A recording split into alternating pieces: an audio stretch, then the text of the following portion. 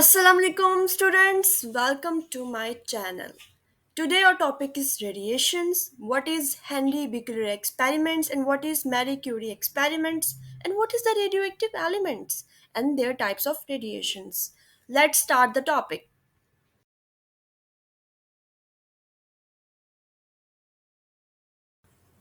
Radiation is the emission और transmission of energy. Emission का मतलब होता है निकलना, ट्रांसमिशन का मतलब होता है एक जगह से दूसरी जगह पहुंचना।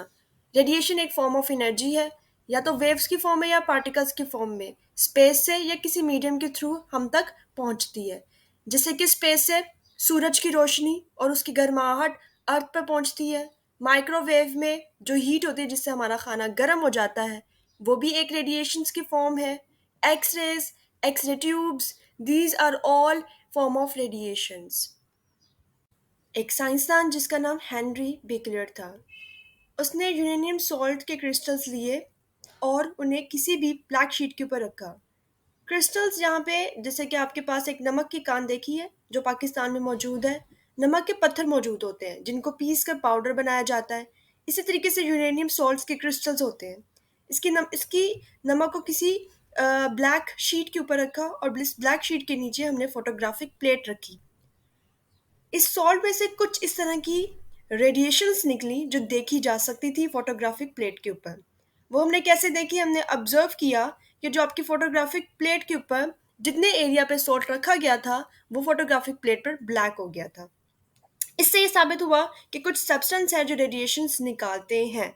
मैरी क्यूरी और उसके मैरी क्यूरी और उसके हस्बैंड ने इसके ऊपर मजीद काम किया और उन्होंने दो एलिमेंट्स ईजाद किए जिन्हें हम पोलोनियम और रेडियम कहते हैं। ये दोनों एलिमेंट्स रेडियोएक्टिव एलिमेंट्स हैं, जिसका मतलब है कि ये दोनों एलिमेंट्स रेडिएशंस निकालते हैं। The spontaneous emission of radiation by unstable nuclei is called natural radioactivity. Spontaneous means मुसलसल किसी रेडिएशंस का निकलना, किसी भी एटम के अंदर से रेडिएशंस का निकलना मुसलसल, उसको कहते हैं natural radio activity. Unstable nuclei क्या होता है और स्टेबल न्यूक्लाई क्या होता है? स्टेबल न्यूक्लाई वो होते हैं जो एटम्स के अंदर एक सिलेक्टिव अमाउंट ऑफ प्रोटॉन्स और न्यूट्रॉन्स होते हैं न्यूक्लियस के अंदर, और वो अपनी ही एनर्जी को आपस में बाउंड किया होता है। जब एक्सेस ऑफ प्रोटॉन्स और एक्सेस ऑफ न्यूट्रॉन्स हो जाए न्यूक्लियस के अंदर तो वो ब्रेक हो जाता है, जिसे हम अनस्टेबल न्यूक्लाई कहते हैं। और अनस्टेबल न्यूक्लाई ही रेडिएशंस इमिट करता है। And elements which emit such radiations, उन एलिमेंट्स को कहते हैं रेडियो एक्टिव एलिमेंट्स।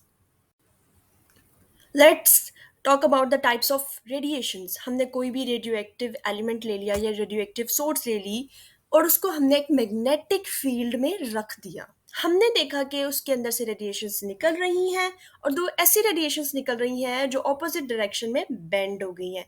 एक लेफ्ट साइड पे बेंड हो गई है, एक राइट साइड पे बेंड हो गई है। एक को नाम दिया हमने अल्फा और दूसरी को नाम दिया बीटा। एक ऐसी रेडिएशन है जो बेंड नहीं हुई, ना लेफ्ट ना राइट, बिल्कुल स्ट्रेट लाइन में मूव किया है, उसको बोलते हैं gamma. These are the three types of radiations, alpha beta and gamma. अब आपके पास एग्जाम्पल है कि alpha beta and gamma rays की रेडिएशंस को कैसे एक्सपेरिमेंट किया जा सकता है।